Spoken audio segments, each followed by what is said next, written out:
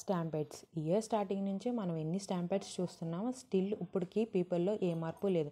జనాలు అలా వెళ్తూనే ఉంటున్నారు, స్టాంపెడ్స్ జరుగుతూనే ఉంటున్నారు, చనిపోతూనే ఉంటున్నారు.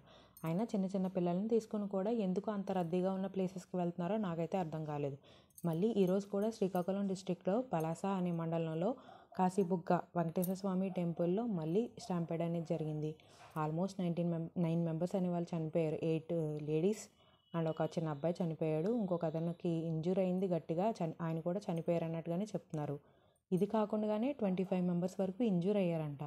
అసలు ఇంత స్టాంపెడ్ జరిగే అంత ఇదేముంది అంటే ఈరోజు స్పెషల్ డే, అంటే ఏకాదశి, దట్టు కార్తీక మాసంలో వచ్చే ఏకాదశి చాలా స్పెషల్ కదా. సో ఇది ఆ కాశీబుగ్గ వెంకటేశ్వర స్వామి టెంపుల్ ఏదైతే ఉందో అక్కడికి జనాలు వెళ్ళడం స్టార్ట్ చేశారు. అది కూడా ఒక 25,000 వరకు వెళ్ళారంట. అది కూడా ఈరోజు. అసలు ఆ టెంపుల్ హ్యాండిల్ చేసే మెంబర్స్ ఎంతమందో చెప్పిన 2,000 to 3,000 అంతమందిని హ్యాండిల్ చేసే ఆ టెంపుల్కి 25,000 మెంబర్స్ వెళ్ళారంటే అసలు ఎలా చెప్పాలి. అసలు స్టాంపెడ్ అనేది చాలా ఘోరంగా జరిగింది.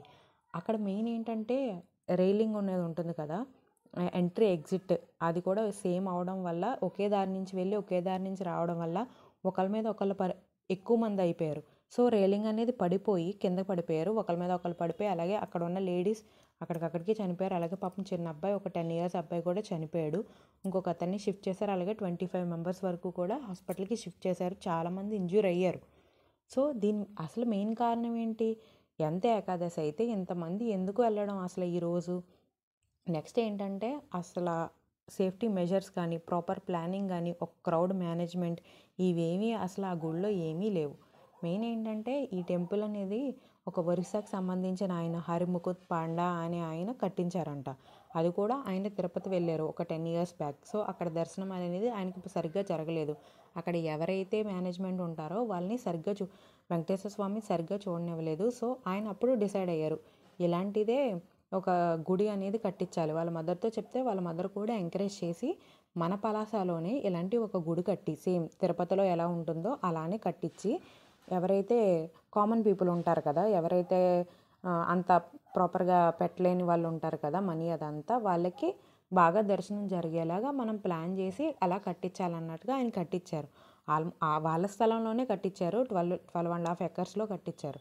ఇది బాగానే ఉంది.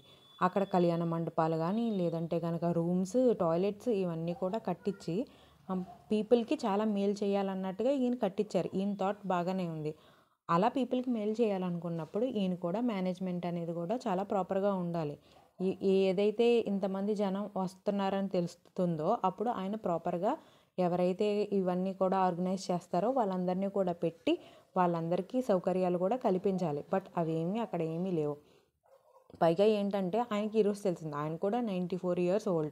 ఆయన ఏమంటున్నారంటే ఇంతమంది జనం వస్తారని నాకు అసలు ఏమీ తెలియదు, జస్ట్ ఏంటంటే జనాలు వస్తారని తెలుసు, వచ్చి దర్శనం చేసుకుంటారు అని. పోలీసులకి ఏమైనా ఇన్ఫామ్ చేశారా అంటే పోలీసులకి ఎందుకు ఇన్ఫామ్ చేస్తాను అన్నట్టుగా ఆయన చెప్తున్నారు. నేను ఓల్డ్ అయిపోయాను, నాకు ఇవేమీ తెలియవు, అసలు ఎంతమంది చనిపోయారు అది ఇది అన్నట్టుగా మాట్లాడుతున్నారు ఆయన. అసలు తప్పు ఎవరిదని తప్పు అంటాం? ఇది ఎండోమెంట్కి సంబంధించింది కాదు. సో గవర్నమెంట్ అనేవాళ్ళు ఎందుకు ప్రొవైడ్ చేస్తారు వీళ్ళకి సేఫ్టీ మెజర్స్ అనేవి ఎందుకు ప్రొవైడ్ చేస్తారు? ఇంతమంది జనం వచ్చినప్పుడు సెక్యూరిటీ అనేది వాళ్ళు ప్రొవైడ్ చేయరు కదా. వీళ్ళు ఎవరైతే గుడి సభ్యులు ఉంటారో వాళ్ళు ప్రొవైడ్ చేయాలి. బట్ అక్కడ వాళ్ళకే తెలియదు అంటున్నప్పుడు వాళ్ళు ఎలా ప్రొవైడ్ చేస్తారు? ఇది జనాల తప్పు. ఇది కూడా ఏంటంటే ఏదైనా కొంచెం హైప్ వచ్చిన టెంపుల్స్ ఉంటాయి కదా, సో వాటికి ఎంత చిన్నపిల్లలనైనా ఎవరినైనా తీసుకుని వెళ్ళిపోవడం స్టార్ట్ చేస్తున్నారు. అట్లీస్ట్ అయ్యో మనకు అక్కడ వెళ్తే ఏమైనా ఇబ్బంది పడతామేమో అని కూడా లేదు. వెళ్ళినా కూడా అక్కడ జనాలు ఎక్కువ ఉన్నా మనం తిరిగి కూడా రావడానికి కూడా ఇష్టపడట్లేదు. ఆ గుంపులోనే వెళ్ళిపోవాలి, ప్రాణాలైనా తీసేసుకోవాలి తప్పితే బయటికి రావడానికి ఎవరికి ఇష్టం లేదు. ఆ సిచ్యువేషన్ వల్లే ఈ స్టాంపెడ్ అన్నది ఈరోజు జరిగింది. సో దీనికి ఏంటి ఎక్స్గ్రేషియాస్ ఇస్తారు గవర్నమెంట్. నెక్స్ట్ ఏంటి, ఏమీ ఉండవు, కొన్నాళ్ళు మళ్ళీ మాట్లాడుకుంటారు, మళ్ళీ మర్చిపోతారు, అంతే. 9 మంది చనిపోయారంటే మనం ఇప్పటికైనా అర్థం చేసుకోవాలి, ఇంకా ఇంత రద్దీగా ఉన్న ప్లేసెస్కి మనం వెళ్ళకూడదు అనేసి.